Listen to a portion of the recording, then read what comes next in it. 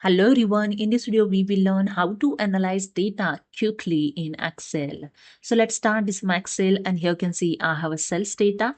So simply go to the home tab and click on the analyze data option. And here you can see the right hand side the analyze data here showing. So you can see the discover insights, you can see the pivot table, you can insert it quickly, just click on the insert pivot table. And the other chart, insert pivot charts also here analyze you can. And you can see here the show all 36 result. You can see the different way you can analyze your data with the different chart. Okay, if you want to insert, just simply click on insert chart. Here suggestion 1 is insert. Again I click on the insert pivot chart, suggestion 2. And if you want to insert more, you can just click on the insert chart.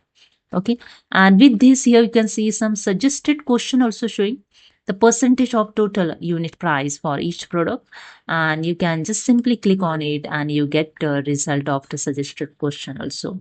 Click on insert the pivot table, and same as here you can see in suggestion 4 is inserted. Okay, this is the way you can quickly analyze your data in Excel. Hope you understood. If you like this video, please subscribe. Thank you so much.